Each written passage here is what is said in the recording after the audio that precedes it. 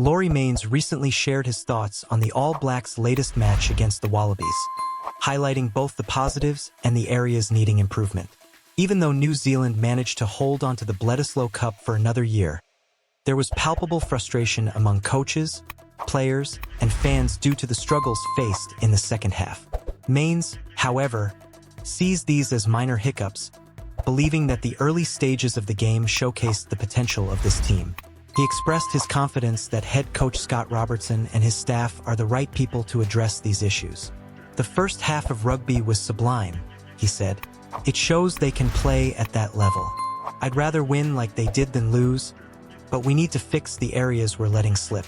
If you're a fan of the All Blacks, write "Go All Blacks" in the comments and subscribe to the channel. Maines also pointed out that the decline of Australian rugby might be impacting the All Blacks' performance. He mentioned that the strength of the Wallabies has diminished over the years, which could explain some of the inconsistencies seen in New Zealand's play. The former All Blacks coach acknowledged that the team is going through a transition phase, having lost key players after the 2023 Rugby World Cup. They've lost 5 of their best players, plus injuries are affecting key positions, he noted. It's taking some time for the new guys to shine, and for the team to maintain its combinations under pressure, which is crucial at this level. The rugby landscape has shifted, with many countries closing the gap on the All Blacks. Maines agrees that there isn't much difference in quality among the top teams, and even the Wallabies have shown flashes of brilliance under Joe Schmidt. He cited Fraser McRae's try as a prime example of how small margins can influence outcomes in elite rugby, pointing out a missed coverage opportunity that could have changed the game's flow. In summary, Maines' insights reveal both the strengths and challenges facing the All Blacks. While there are undeniable areas to improve, the potential is there, especially given their strong start in recent matches. If you enjoyed this analysis and want to stay updated on all things All Blacks, be sure to hit that subscribe button and turn on notifications. Carl Dixon was having none of that from Nick White. English referee Carl Dixon put Nick White back in his place during the Rugby Championship and Bledisloe Cup clash between the Wallabies and All Blacks. Australia's veteran scrum half, like many halfbacks, is known for his constant chatter on the field, but it came back to haunt him in Sydney.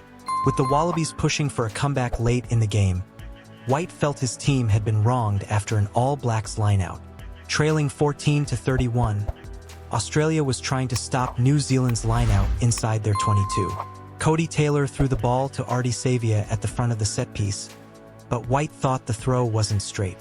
He quickly voiced his frustration, yelling, "Not straight! Not straight!"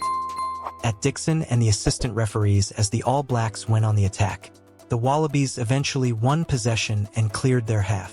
If you're a fan of All Blacks, write "Go All Blacks" in the comments and subscribe to the channel.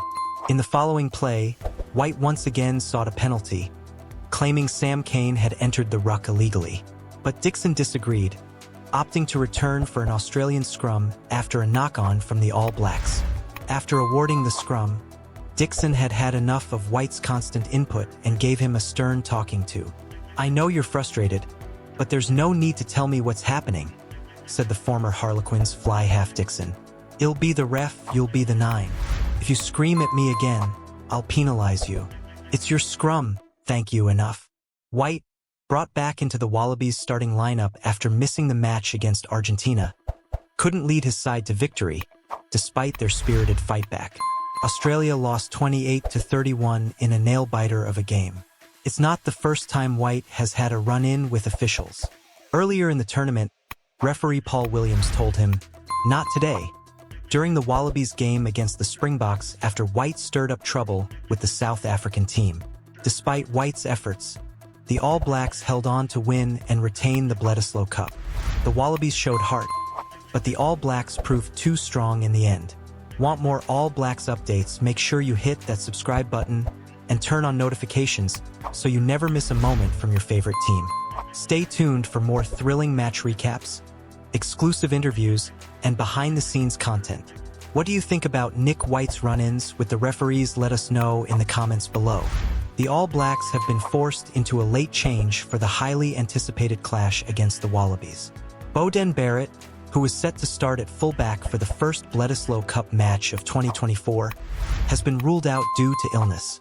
If you are a fan of the All Blacks, write "Go All Blacks" in the comments and subscribe to the channel. With Barrett out, Will Jordan, who started at fullback against the Springboks in the last match, has shifted to that position again.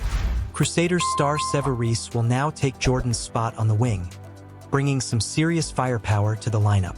And hey, race something exciting. Blues playmaker Harry Plummer could make his Test debut. He's been called up to the bench after helping steer the Blues to a Super Rugby Pacific title earlier this year. Initially overlooked for the July internationals, Plummer has earned his spot in the squad, especially with Stephen Perafita's injury opening the door for him. He's been part of the Rugby Championship campaign but hasn't seen any game time yet. Could this be his big moment? In a thrilling 60-minute battle, the All Blacks narrowly survived a second-half scare from the Wallabies to retain the Bledisloe Cup in a classic Sydney showdown. What a nail-biter! For Australia, the starting lineup includes players like Tom Wright at fullback, Andrew Kellaway, Len Ikitau, Hunter Paisami, and Marika Koroibete across the backline. Noah Lolesio will be running the show from fly half, with Nick White at scrum half. Harry Wilson takes the captain's armband at number 8. Meanwhile, the Wallabies' replacements include key figures like Tate McDermott and Tom Lynak, who could come off the bench to make an impact. On the All Black side, expect to see stars like Will Jordan at fullback, Sevu Reece on the wing, and the dynamic duo of Rieko Ione and Jordie Barrett in the midfield. Damian McKenzie is starting at fly half, with Cortez Radama as the scrum half. Captain Scott Barrett will lead the team from the second row, while Ardie Savia brings his usual power from number 8. The revised lineup for New Zealand now includes Sevu Reece stepping in and Harry Plummer on the bench, making his long-awaited debut a real possibility. Plummer has been grinding hard in the background, and it's time for him to show what he's got if he gets the chance. For the match, the date is Saturday, September 21st, at Accor Stadium in Sydney. Kickoff is set for 15:55 local time, which is 17:55 New Zealand Standard Time, 6:55 British Summer Time, and 5:55 Greenwich Mean Time. The referee will be Carl Dixon from England, with assistants Nika Amashukali from Georgia and Damian Schneider from Argentina. Stuart Terhege from England will be on TMO duty. Make sure you're ready because this is set to be a Bledisloe blockbuster. The Wallabies will be desperate to avoid an annihilation, and the All Blacks are keen to hold on to their winning form.